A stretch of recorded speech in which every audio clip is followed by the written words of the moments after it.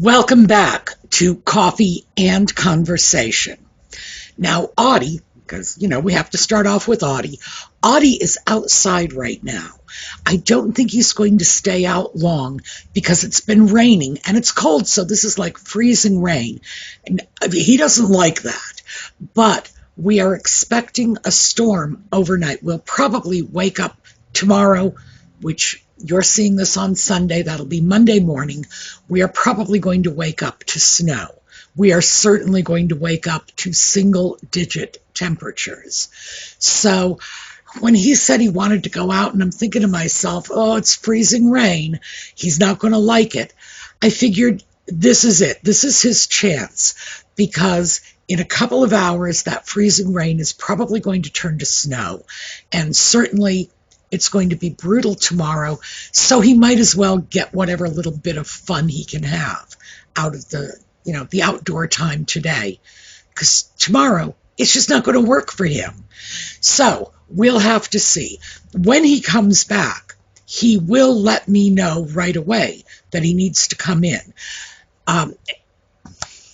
Okay. Usually what happens is he will come home, he will sit up on the porch railing so that I can see him out the window right here, right there, that's where he'll be. And he'll meow at me when he wants to come in. Ordinarily, he will sit there, wait for me to open the door, turn his back on me.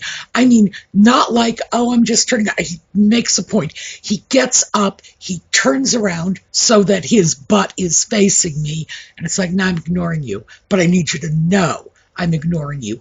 And it's not accidental. It's deliberate. But I think this time out, he's probably going to want to come in fairly quickly. So we may have an Audie coming in interruption, because I won't leave him out when he's chilly, and certainly won't leave him out in this weather if he's wet, because that would be just awful. All right, enough about the cat.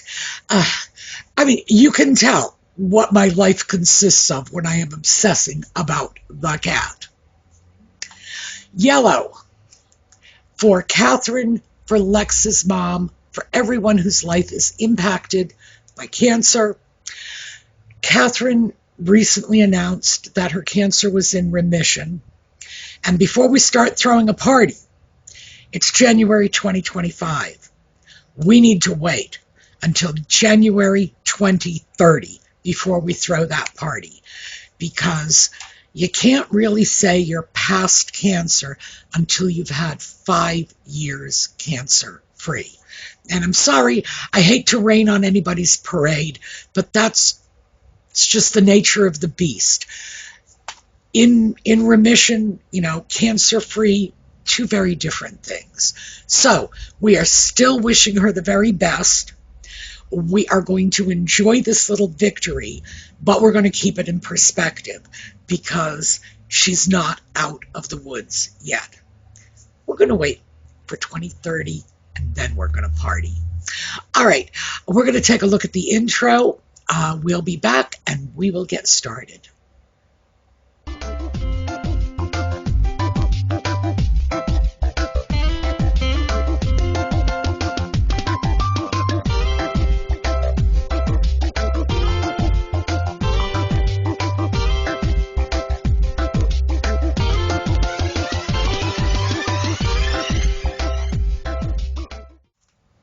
I'm back, and Audie is safely inside now. He had come up just about the time that I broke for the intro, and I thought, I'll take advantage of the opportunity and get him in. But no, he did not want to come in. He didn't just turn his back on me. He actually walked away from me. It's like, I'm not listening to you, and took off. And then about 5 minutes later, he came back and wanted to come in. So yes, he is in. He is in my lap right now, in fact. So he is in, he is safe, he is warm. He seems reasonably happy. But oh my goodness, his little feet are so cold. Your toes are cold. So yes, all is right in Audie's universe, and we do have a little bit of cat time.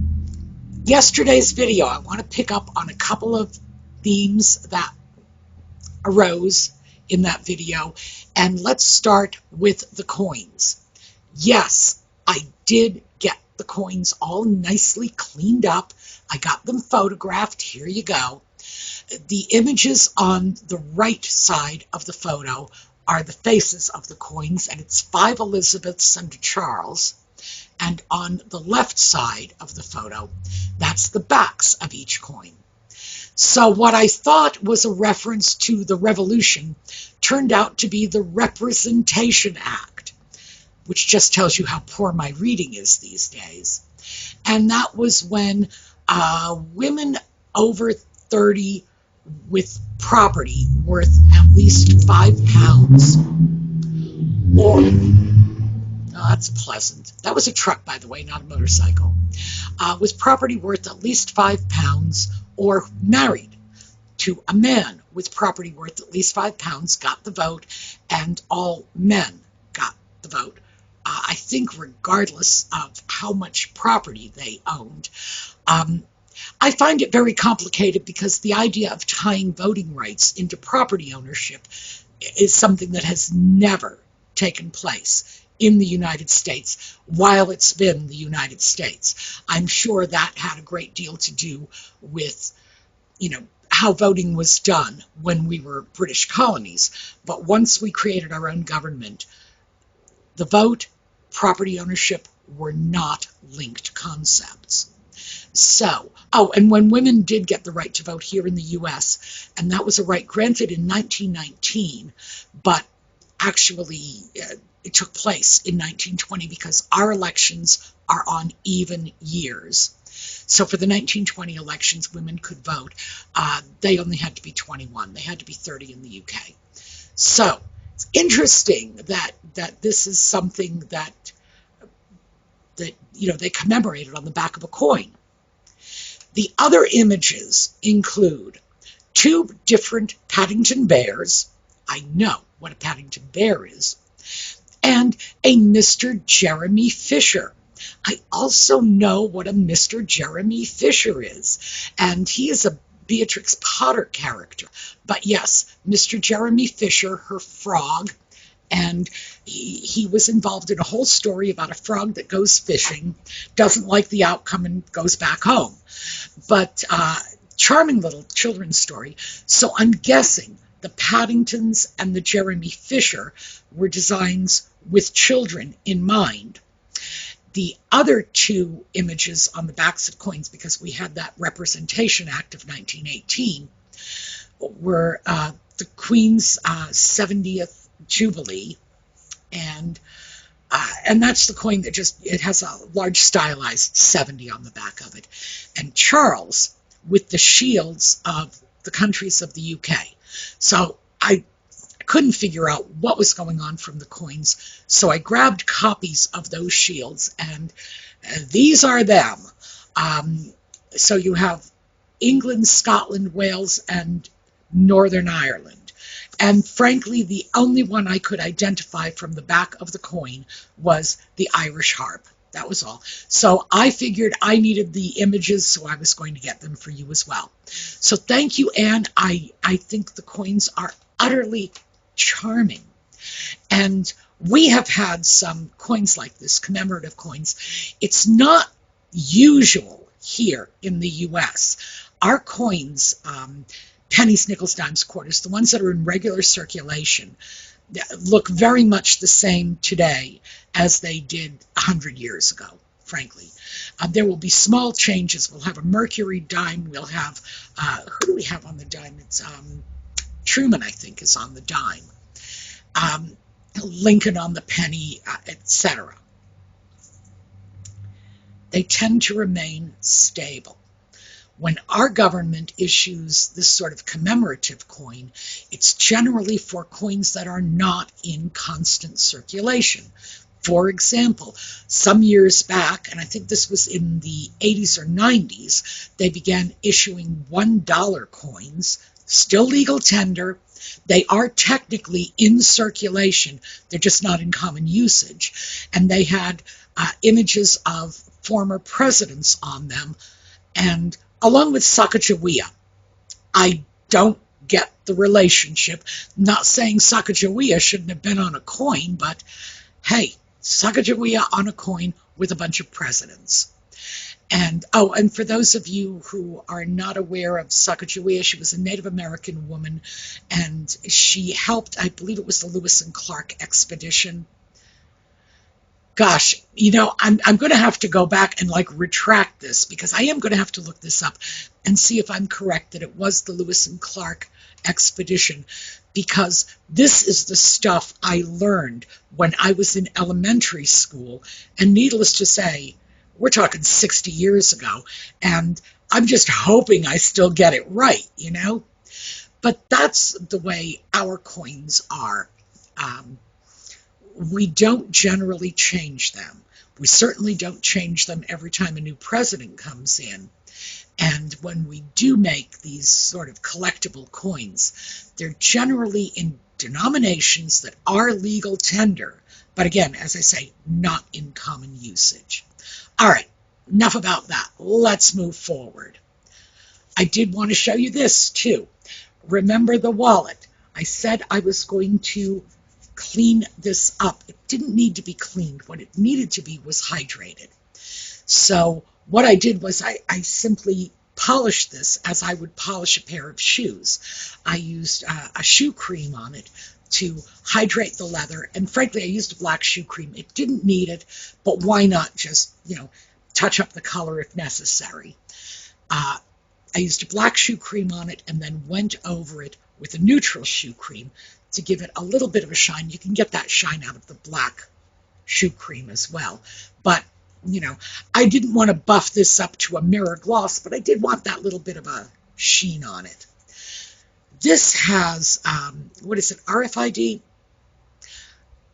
It has protection, and I'm saying RFID, and I'm not sure if I got that right, that it's a coating on the inside of the wallet, somewhere in between the leather and the lining, that prevents people from scanning your credit cards in your wallet from a distance. In other words, if somebody has that equipment, you walk past the equipment, or they walk past you with the equipment in their pocket, and they can scan your card information. That is going to become my travel wallet, by the way, because my neighbors wear bonnets and drive buggies. They are not a technological threat to anyone. If you are afraid of, kerosene lamps, yeah, sure, they're going to be a technologically advanced threat to you, but other than that, no. They're already living 200 years behind the times. We are not in an area where this sort of crime is rampant. However, if I end up going into the big city, you better believe that's the wallet that's going with me. But I did want to point that out because I've mentioned that before.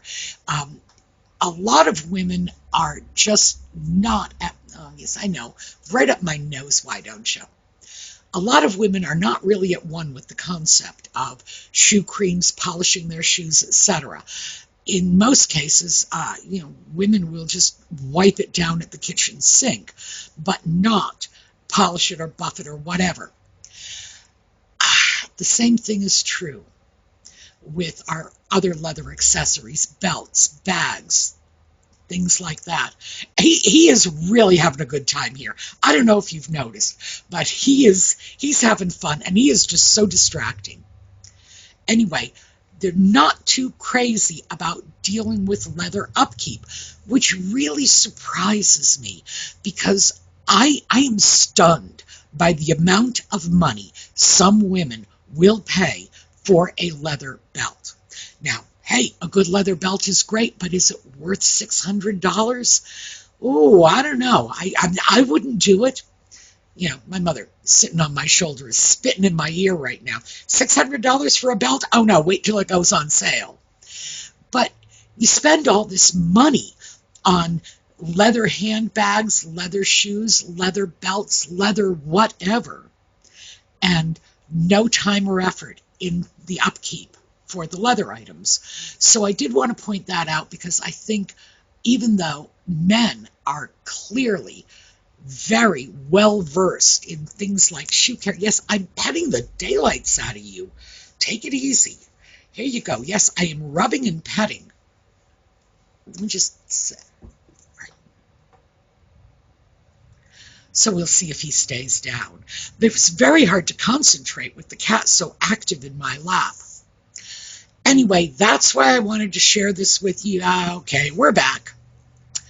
Because I think it's an area that most of us could really stand a little work on, because why would you go to the trouble of buying something and then not care for it?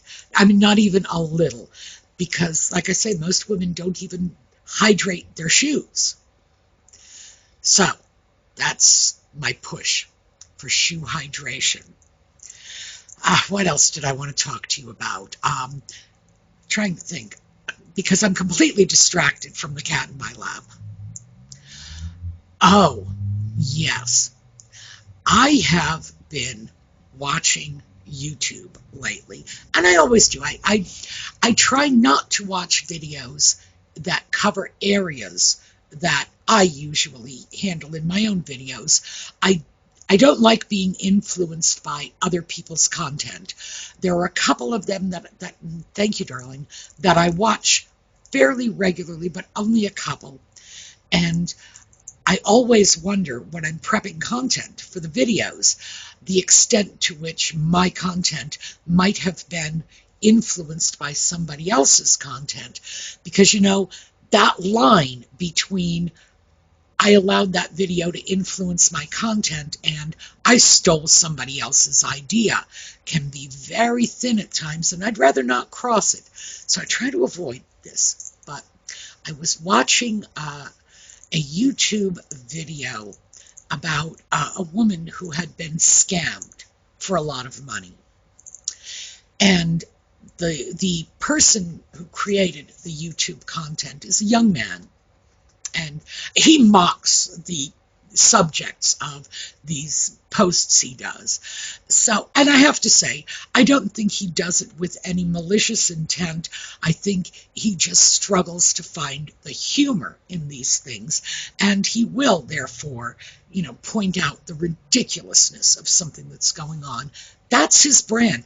And he's got like 1 million subscribers, maybe more, I don't know, massive amount of subscribers. So I think he resonates with young people when he says this. But I started thinking about it, and I thought, the next time I have a small gap of time in one of my videos, I really want to just throw this out. He was victim shaming. That's a fact. There's no two ways around it. He was victim shaming.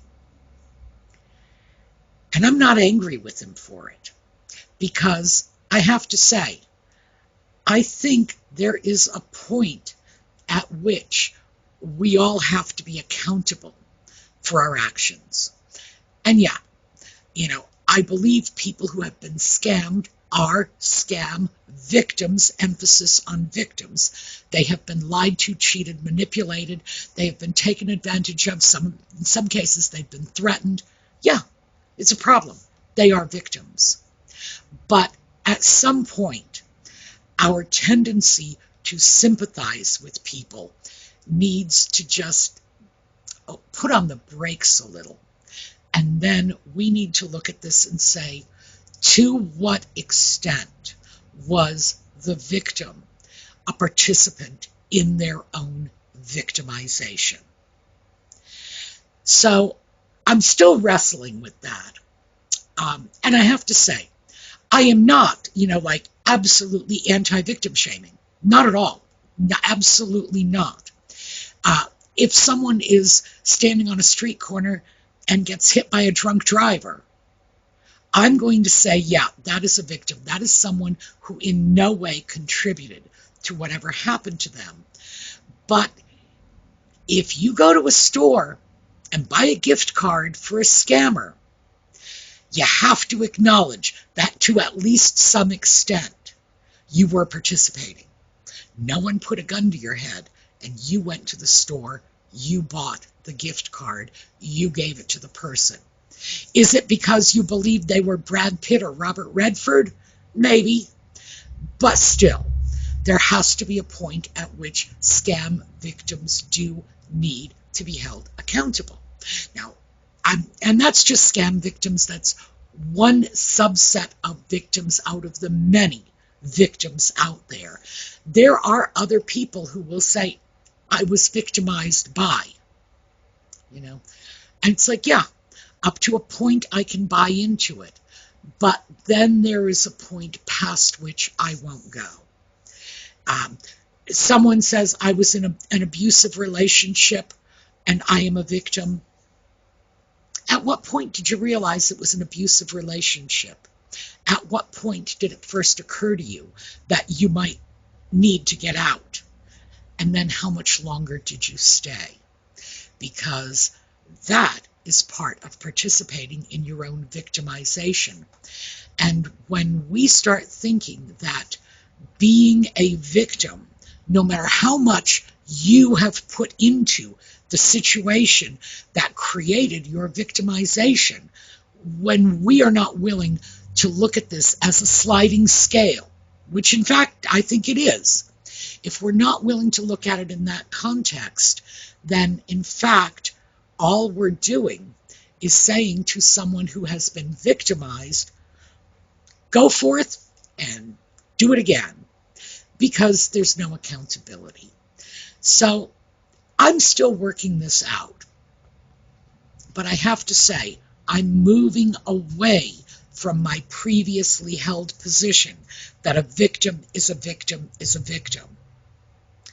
I'm moving over to let's start to look about levels of accountability. So I thought I would share that with you, mostly because I think it's a topic that's worth consideration, certainly worth discussion, and I thought I'd throw that open to the comments section. I have not made a final decision about where I fit on this subject. Where am I going to sort of drop and say, this is the point where I am landing? Right now, sliding scale. Right now, somewhere between, the person, like I say, who's standing on a street corner and hit by a drunk driver, zero contribution to their victimhood, and a college-educated professional who's become a money mule for a scammer. Yeah, I got to start seeing that person is on the other side of the sliding scale, because certainly anybody who is running funds through their account, bank account, Bitcoin accounts, whatever, on behalf of other people, has got to know they're up to no good. And yeah, at what point do we stop and say, I'm not sure all victims are equal? And I guess that's kind of the bottom line. So, okay, well, we're not leaving. I guess he's making that very clear. Let me just turn you around like this, because it's easier to hold you like this. I can do it with one hand. He doesn't like this. He likes two hands. So, we'll see. So anyway, I thought I would just kind of throw that out for discussion, because I'm still trying to make up my mind, and I'm looking for your input, because your input is valuable to me. I do this. All right, yes, okay. Well, he left on his own. Let's hope that means he's going to go and play for a while. Anyway, your input is valuable to me, and I use it to help make up my mind about issues that I used to think I had a clear sense of, but then seeing all kinds of different positions, all kinds of I don't know, shades of gray, I guess. Loads and loads of shades of gray. I'm starting to revise some of my opinions in my old age, and I'm also starting to think that maybe opinions that I developed and solidified in the 60s, the 70s, the 80s, were opinions that might have been useful in that world, but are no longer applicable in this world when we are, 40, 50, 60 years later. So there you go. That's what I have for you. I have a little help me think this through question and a follow up on and a cat who is just not willing to stay away. So, yes, we are going to take a look at a slideshow on the way out. Yeah, you can get back in my lap. I'm sure you can see what the rest of my day is going to be like. So, for those of you who join us for Just Chatting, it'll be 8 o'clock this evening, and that's New York City time. For the rest of you, hey, join us if you'd like. If you'd rather not, totally welcome on the weekends. And did I say we were going to take a look at a slideshow on the way out? I think I did, but yes, I'm being distracted by a cattail. So, slideshow on the way out. I hope to see you all next time. Have a terrific day. Audie, say goodbye.